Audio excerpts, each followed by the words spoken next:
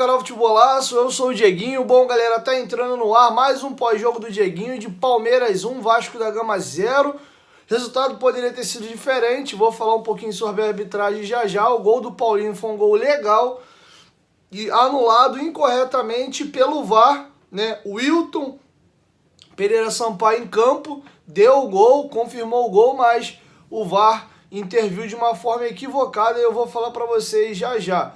Tá, eu sei que a torcida do Vasco não gosta muito do Wilton, mas ele não teve culpa no lance, porque o VAR se interpõe sobre ele com relação à questão de lance de impedimento, tá? Então vamos deixar isso aqui bem claro.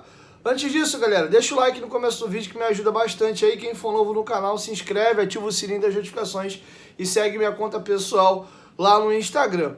Tá bom? E só lembrar vocês, quem gosta de aposta esportiva, faça lá na 1xBet. É o maior site de apostas do mundo, paga rápido e paga muito bem. Usando o nosso cupom promocional com a palavra Futebolaço com temudo e CO no final, eles dobram aí o seu primeiro depósito, tá? Além de se divertir na maior casa de apostas do mundo, vocês ajudam demais o meu trabalho. Mas tem que ser por link que tá no primeiro comentário fixado, para que eles saibam que vocês vieram aqui do canal, beleza? Bom, galera, tem muita coisa pra gente discutir. Primeiro, eu vou dar uma pincelada sobre a arbitragem, até porque eu já abri falando na minha introdução. Antes de eu falar do gol anulado do Vasco, que foi até antes do lance que eu quero comentar do pênalti, eu vou falar do pênalti, na minha opinião, também, que não foi marcado no Arthur, atacante do Palmeiras. Quem é inscrito meu do canal aqui, faz 4 anos de canal amanhã, né? Quem é inscrito meu há 3 anos, 2 anos, 1 ano e meio, sabe que eu sempre fui assim. Se o Vasco for favorecido, eu falo. Porque o dia que quando metem a mão no Vasco eu posso gritar sem ser oportunista, só falar quando me convém. E eu vou usar o exemplo do pênalti que eu acho que aconteceu hoje no Arthur do Palmeiras aos 26 minutos, no mesmo lance do Gabriel Peck contra o Atlético Mineiro no Maracanã. Os dois lances, na minha opinião, era para ter sido marcado pênalti. Tem uma bola cruzada na área da esquerda do Palmeiras, né, para a direita, nosso lado esquerdo de defesa. O Arthur domina a bola, corta, não me recordo quem, eu acho que foi o Piton, dá um carrinho, pega o tornozelo dele, ele ameaça cair e fica de pé. E aí o que a arbitragem tem feito? E o mesmo aconteceu no Maracanã. Jogada do Paulinho, pedala, dá no Verratti, o Verratti dá de calcanhar ou de letra, o Peck domina, ele vai entrar, na hora dele finalizar, o zagueiro do Galo, o uruguaio lá, puxa a camisa do Peck. Mesmo que o Peck consegue finalizar, ele perde o equilíbrio, ele poderia carregar a bola se não é puxado. Mas aí, os jogadores que a gente diz tanto que o jogador brasileiro, o sul-americano, tem que parar de ser caicai, de simular falta, de rolar, eles estão sendo penalizados. O Peck seguiu, desequilibrado, finalizou, não fez o gol e não teve o pênalti, e hoje o Arthur a mesma coisa. Se o Arthur cai, se o Wilton não dá em campo, o VAR ia chamar e ia marcar o pênalti, porque ele tomou uma pancada assim no carrinho, no tornozelo. Então, quando eu reclamei do lance do Peck, hoje eu tenho também que falar do lance do Arthur. Na minha opinião, pênalti não marcado para o Palmeiras. E por eu estar falando do lance do Palmeiras, eu posso vir aqui agora falar do lance do gol do Paulinho. Porque quem me acompanha, repito, eu sou justo. Se o Vasco for favorecido no lance, eu vou falar. A não ser que eu não percebi na hora, tá? Então eu sou muito justo. No lance do Paulinho, é um cruzamento da esquerda do Piton, né, que o Everton sai até meio mal, o Verratti ia fazendo um gol de cobertura, uma cabeçada por cima do Everton, o zagueiro do Palmeiras corta a bola volta, o Verratti tenta bater para a área, um zagueiro do Palmeiras corta, a bola sobra pro Richard Rios, que podia dominar, botar no chão, sair jogando, a bola vem nele, ele olha, ele tenta uma bola longa no Rony, e ao tentar a bola longa, ele erra a força, dá um pouco mais fraco, o Paulinho bota no peito, ajeita com a coxa, dá-lhe uma tijolada e faz um golaço. E abre o placar pro Vasco, sai gritando, comemorando, seu primeiro gol com a camisa do Vasco. O Wilton Pereira Sampaio em campo dá o gol, e aí, para nossa surpresa, lá o VAR chama para poder marcar o impedimento. Dieguinho, o Verratti não estava impedido não? Tava. E por que tu tá reclamando? Porque quando o Verratti está impedido e o lance segue, isso considera vantagem. Por quê? O lance seguiu e o Richard Rios teve a bola limpa. Você nem sempre que tem uma falta ou impedimento, se você tem como seguir o jogo e não picotar, o time tem a bola, segue. E o Richard Rios, ele com a bola dominada, decidiu tentar uma bola longa no Rony. Se o lance morre ali no Verratti, tentando bater no gol e a zaga trava, corretamente, tem que anular o gol. Mas o Richard Rios tem a bola limpa. E ele decide dar a bola longa no Rony e erra. Então, por essa questão, o Verratti estava impedido, mas foi dado vantagem, o lance segue. Quando o Richard Rios tenta o lançamento no Rony, é o início de uma nova jogada. O Paulinho domina em posição legal e faz um golaço. Então não teria como não falar de arbitragem aqui no começo do jogo. Comentei o lance, na minha opinião, que foi pênalti a favor do Palmeiras não marcado do Arthur, e relembrei a situação do Gabriel Peck, que foram lances similares. Tá? A diferença que o Arthur tenta cruzar uma bola, o Peck teve até em tese uma situação mais clara, né? Se ele mesmo desequilibrado consegue finalizar melhor, ele teria feito o gol, mas na minha opinião, nos dois lances a arbitragem errou e deveria ter marcado o pênalti, tá? Até porque qual foi a vantagem que o Arthur teve? Um cruzamento ou um pênalti? O que era melhor para ele? Enfim, voltando para o jogo, e eu vou dizer para vocês que eu tô muito otimista para a sequência de campeonato do Vasco e não saio nem um pouco cabisbaixo com a derrota de hoje. Eu queria ter perdido de forma alguma, ainda mais com essa situação do lance do gol do Paulinho.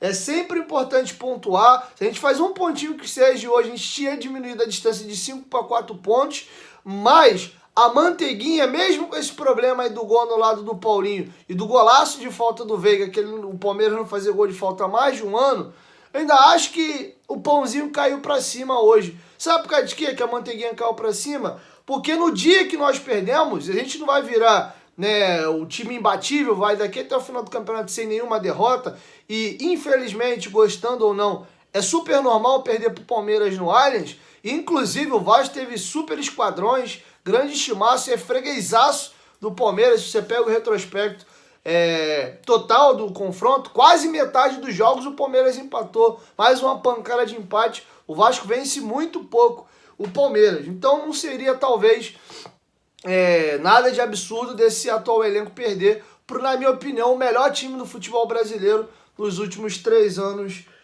aqui no Brasil. E aí, para nossa sorte, do Pãozinho, cara, se a gente faz um pontinho, eu tava deslumbrado e rindo de orelha a orelha.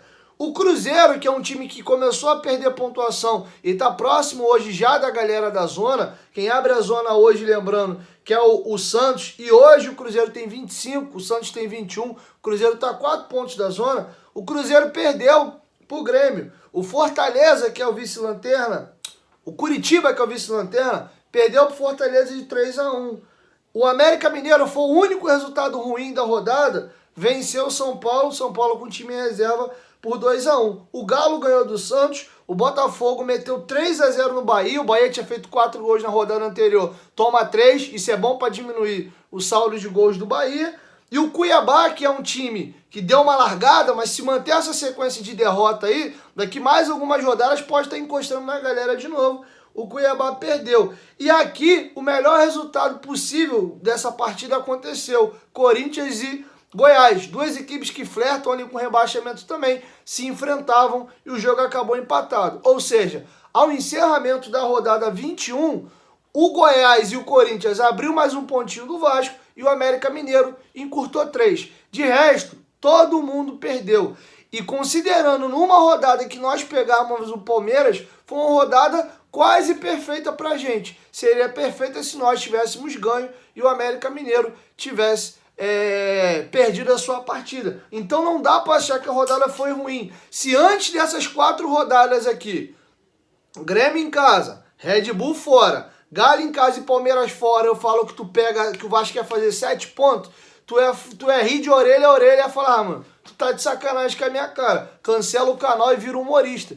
E o Vasco fez 7 pontos nessa sequência. Ganhou os 2 jogos em casa e contra Bragantino e Palmeiras fora fez 1 ponto. Sem essa questão de arbitragem, etc., poderia talvez, quem sabe, ter saído com empate ou, por que não, a vitória, esse 1-0 e segurar até o final. Falando do jogo, após fazer essa abrangência um pouco mais extensa sobre outros temas, Vamos falar da partida. Primeiro tempo e o segundo tempo, e vou focar primeiro aqui na primeira etapa, é normal você imaginar que o Palmeiras contra qualquer adversário jogando dentro da sua casa, ele vai ter mais a bola, vai empurrar o time adversário e vai tentar sufocar. Sendo que o Palmeiras, com toda a sua posse de bola na primeira etapa, não conseguia entrar na zaga do Vasco. O Palmeiras teve duas oportunidades, que dá para você considerar que levou perigo, uma bem no comecinho do jogo com 3 minutos e a última no último lance, na primeira etapa. O primeiro lance, uma jogada construída,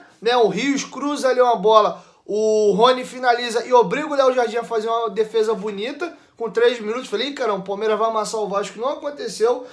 O Veiga bateu uma falta com 35 minutos do meio da rua e jogou a bola lá em São Januário. E com 47 minutos, o Veiga bate um escanteio e o Rios cabeceia por cima com algum perigo. Foi só isso que o Palmeiras conseguiu produzir contra o Vasco. O Vasco, que mostrou uma equipe muito organizada defensivamente em campo, não conseguia, ao retomar a bola, construir e também respirar um pouco, porque é muito ruim você ficar correndo atrás do adversário o tempo todo, num gramado sintético que você não tem o costume de jogar e ainda por cima com chuva. Então todo esse pacote naturalmente desgasta. Mas eu vi um time muito obediente taticamente, todo mundo sabia exatamente o que fazer, uma linha de 4 com Robson e Piton pelas alas, né? O Medel pela esquerda e o Maicon aqui na zaga, e aí uma linha de 5. O Zé Gabriel era o elo no meio, e aí você tinha aqui Praxedes na esquerda, Paulinho na direita, e os pontas aqui. Na direita, Serginho, na esquerda, o Peck, e só o Verrete sobrando lá na frente. Eu lembro muito bem que o Maurício Barbieri tentava muito marcar no 4-4-2 quando ele jogava com o Alex Teixeira. O Alex é esse jogador que não consegue recompor muito, eu vou falar do Alex daqui a pouco.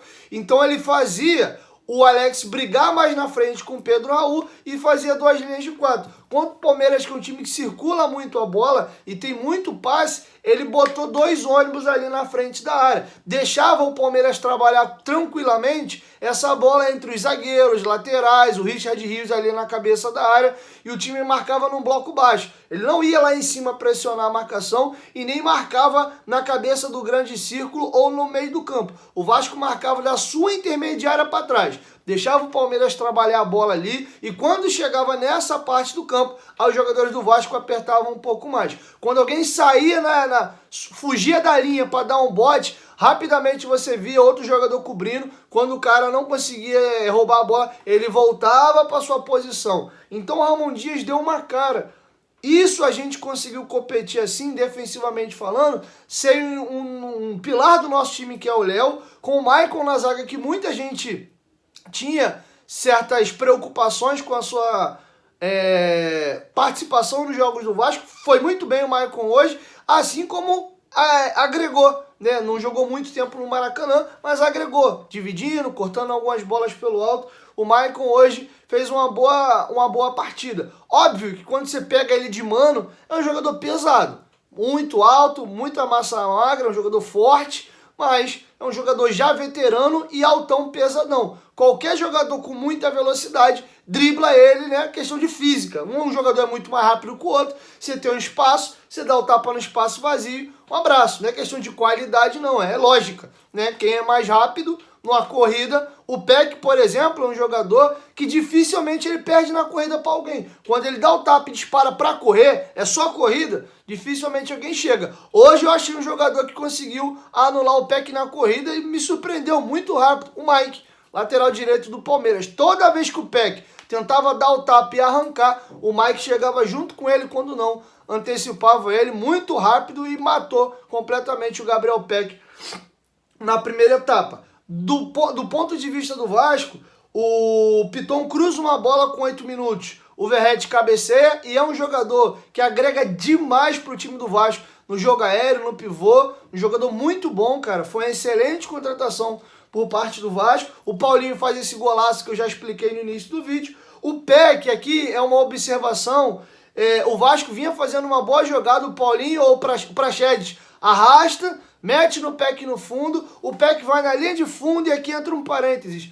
O Peck, cara, se ele melhorar, ele tem que fazer um trabalho individual de tomada de decisão. Ver lance dele, rever e colocar ele o tempo inteiro em situação de jogo para ele tomar decisão. Se ele fazer um treinamento individual de tomada de decisão e estudar e observar um pouco mais o que alguns jogadores fazem no terço final do campo e quais as melhores decisões para tomar, o Peck sai de um jogador nota 7 para nota 9.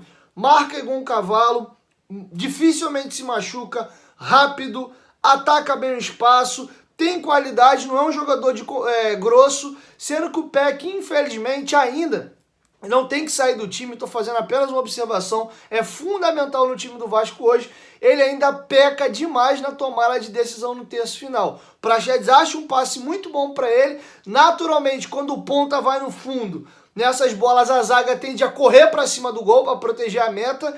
E os jogadores do Vasco, inteligentemente, deram o gato. Você finge que vai para o fundo e volta. Tinha duas opções de passe para o Peck rolar para trás e pegar algum companheiro para finalizar de frente. Um era o Paulinho, o outro eu não me recordo quem era, se foi o próprio Praxedes ou se era o Verratti, não lembro. Mas o Peck, ao invés de rolar a bola para trás e deixar o jogador do Vasco de frente com a zaga recuada para cima do goleiro para finalizar, ele tenta cruzar para achar talvez o Verratti dentro da área. Erra na força que ele dá na bola, bota muita força e a bola cai pelo outro lado. Esse lance foi com 24 minutos do primeiro tempo. Com 31, teve uma falta pela direita, o Peck tentou bater, levou algum perigo e assim finalizou a primeira etapa. Um jogo seguro, o Vasco não sofreu e fez uma boa partida, poderia ter saído com 1-0, com um gol mal anulado do Paulinho. Eis que vem o segundo tempo e um camaradinha chamado Rafael Veiga falou: meu amigo, o negócio tá difícil, hoje é comigo. Botou a bola debaixo do braço e ele começou a aparecer na partida, achando um companheiro, metendo uma bola, finalizando e faz um baita de um golaço de fora da área, de falta, né? Na verdade, com 19 minutos se abre o placar. E no segundo tempo, já sem o Dudu, que se lesionou, né? Talvez se lesionou, não sei, no lance bobo ali na lateral, o Palmeiras mesmo com o Breno Lopes, jogador de muita força, ataque o espaço, não tem o mesmo refino técnico do Dudu,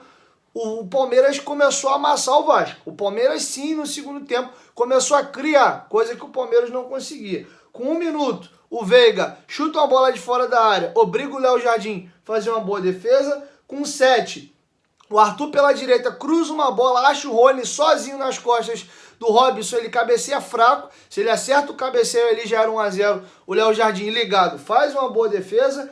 Com 15, o Arthur perde um gol inacreditável. Lembra do Pãozinho caindo para cima? Nesse lance ali, a gente teve até muita sorte. O Piquerez cruza uma bola, alguém raspa, não sei se é o Robson, se é o Maicon, joga a bola pro segundo pau. E o Arthur entra sozinho, ele fura, ele perde tempo da bola, ele vai chegar batendo de esquerda, ele capa, a bola pega no calcanhar da perna direita dele e vem para trás. Ali era um lance claro de só empurrar para fazer o gol. Com 15 minutos ele perde. Com 16 o Veiga chuta uma bola de fora da área e com 19 o Zé Gabriel faz uma falta corretamente. O Zé Gabriel fez de novo uma grande partida e quem diria?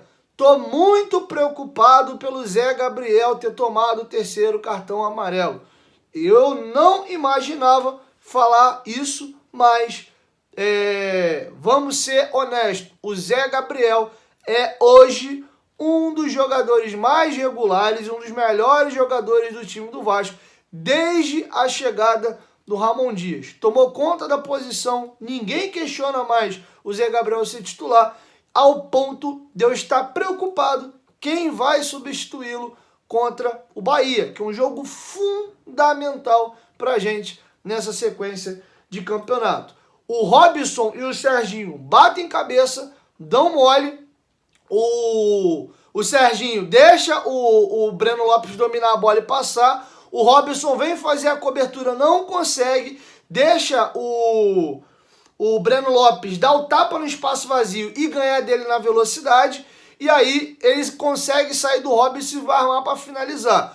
O Zé Gabriel tinha duas opções. Deixar um atacante com a perna boa no bico da grande área, dar uma pancada no gol ou fazer a falta. E o que o Zé Gabriel podia fazer era a falta. Ele não errou, ele parou a jogada, ele fez o correto.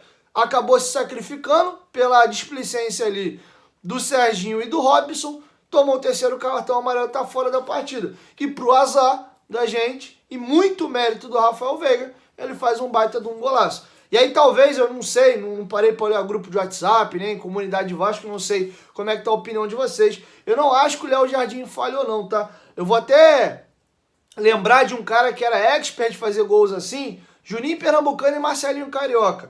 O goleiro, 95% das vezes, ele tá sempre se preparando, principalmente quando o cara é um grande batedor, para pular no canto de cima da barreira. Dificilmente alguém bate no canto do goleiro. Quando o jogador acerta o ângulo, a trave e o gol ali no canto do goleiro, na maioria das vezes ele faz o gol. Porque o goleiro, instintamente, quando o cara tá correndo, ele já dá um passo para dentro. E se essa bola for pro ângulo, o goleiro vem dar um passo para dentro e tem que esperar a bola sair da barreira. Quando ele vai correr para pular no lado oposto, um abraço, ele acaba tomando o gol. E o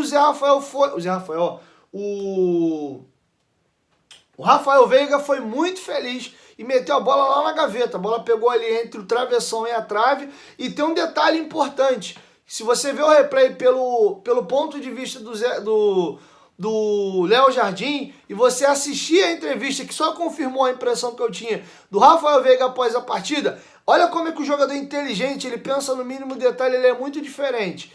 Propositalmente, o Rafael Veiga pediu o Gustavo Gomes, que é um dos jogadores mais altos do Palmeiras, para ficar na frente do Léo Jardim.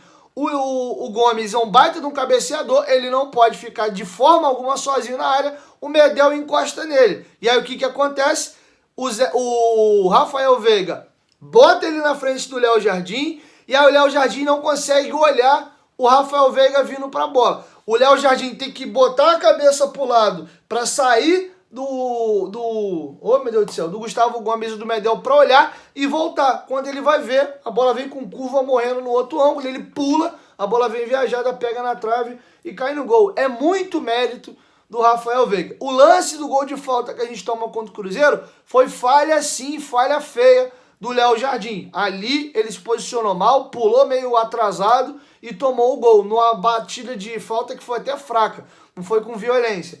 Hoje não, hoje é mérito do Rafael Veiga, um golaço, 19 minutos, 1-0 Palmeiras, e eu senti que o Vasco sentiu o gol. O time se abalou um pouco e as mexidas do Ramon Dias não surtiram efeito e o Vasco piora. Com o Peck e o Serginho na ponta, o Vasco marcava melhor. Com as entradas do Alex Teixeira pela esquerda e do Luco Herediano pela direita, que são dois jogadores que têm dificuldade de marcar, o Vasco perdeu um pouco mais dessa pegada. A tentativa dele, cara, vou refrescar, porque o Peck e o Serginho estão correndo demais, o campo pesado, grama sintética. Vou dar refrescada nas pontas. O Vasco acaba tomando um gol um pouco depois das mexidas. E aí a gente não consegue acrescentar qualidade com esses dois jogadores. E também perdemos um pouco da força defensiva pelas beiradas, tá? O Palmeiras seguiu em cima. O Arthur, com 23 minutos, obriga o Léo Jardim a fazer uma baita de uma defesa, uma bola cai na direita, ele balança o Piton para dentro, para fora, dá-lhe uma pancada, o Léo Jardim ligado faz uma boa defesa. Com 24 minutos, o Breno Lopes pela direita consegue driblar o Luco Herediano ali e chuta uma bola por cima do gol. E com 39, o Mike obriga o Léo Jardim de novo a fazer uma grande defesa.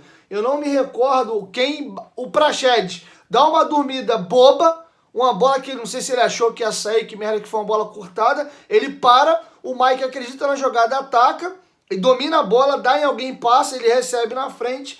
E aí ele dá uma pancada no segundo pau, o jogador do Palmeiras entrando para cutucar sozinho e fazer o gol. O Léo Jardim faz um milagre, consegue dar um tapa e botar a bola pro outro lado. O Léo Jardim atuou pelo menos em 3 chances assim claras de gol do Palmeiras. E se não é ele, a gente poderia ter perdido hoje por 2, por 3, mas o nosso goleiro tá lá para isso. Foi muito importante na partida de hoje e no finalzinho o Veiga tentou uma bola de fora da área com 48. O Vasco teve 2 chances, uma com 22, uma com 23 só. O Vasco foi pífio hoje no ponto de vista ofensivo. No primeiro tempo ainda teve algumas escapadas.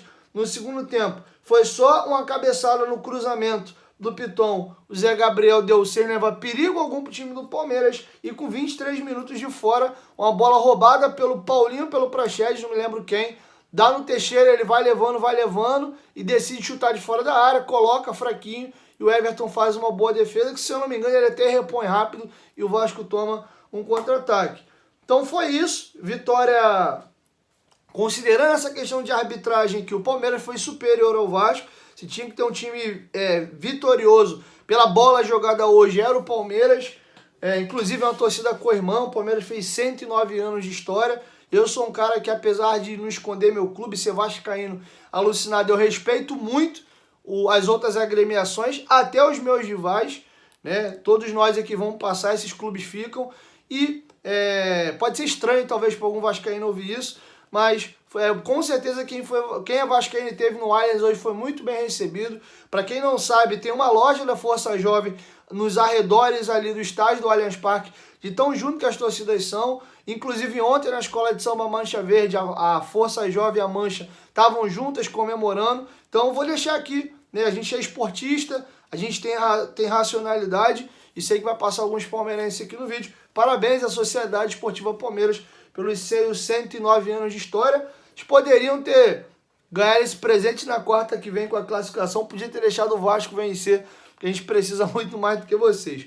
Mas enfim, cada um defende as suas cores, a sua instituição, e infelizmente pra gente hoje a gente perdeu e o Palmeiras saiu vitorioso, tá? Mas muito otimista com a bola que o Vasco vem jogando, como o time se equilibrou defensivamente. Volta o Léo, um baita de um reforço e ao mesmo tempo, quem diria, um baita de um desfalque, o Zé Gabriel, para a partida do Bahia, um jogo crucial pra gente e não temos nenhum jogador sequer similar ao Zé para fazer a função. Talvez quem seja testado na frente da área seja o Jair. Não sei como o Jair está fisicamente. Ele tem tido problemas de joelho. As partidas últimas que ele fez, uma intensidade muito baixa. Um baita de um jogador. Infelizmente, tem tido problemas físicos aí, não tem conseguido nos ajudar. Mas, enfim, não sei. O Marlon Gomes talvez vai jogar ali na frente da área. Estou muito curioso para saber. Vai voltar o Medel ali para frente da área?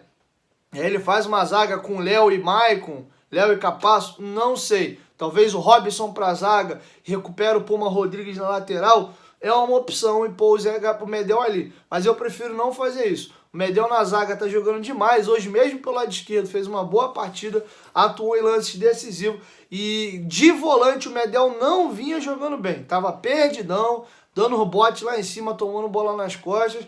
Eu prefiro o Medel entregar o seu máximo como zagueiro, até porque é um jogo que a gente vai precisar muito do nosso miolo de zaga, e ele e Léo fazem hoje, na minha opinião, não falei a melhor, uma das melhores duplas de zaga do futebol brasileiro. Estão muito bem os dois e vamos tentar um outro jogador para fazer a função do Zé Gabriel. Parabéns ao Ramon Dias para conseguir extrair, né, futebol do Zé Gabriel e fazer até a galera dar aí a mão à palmatória pela evolução desse jogador. Tá bom? Então é isso, galera. Se encerra o nosso pós-jogo, infelizmente com a derrota do Vasco, mas felizmente uma rodada que foi ferimentos levíssimo. A rodada sorriu muito pro América Mineiro. Isso é negativo. Tomara que tenha sido um voo de galinha, eles já voltem a perder nas próximas rodadas, para que eles cheguem meio que, quem sabe, a gente fechando o caixão deles daqui a 3 jogos, né? Mas ganhando hoje, começar a ganhar, aí o jogo pode virar um Deus nos acuda, ele jogando dentro de casa e vingou uns leões aí pra cima da gente, tá? Então é isso, 1, 2, 3, futebolaço, tamo junto, família, e amanhã eu volto com a nossa primeira edição, valeu? Tamo junto.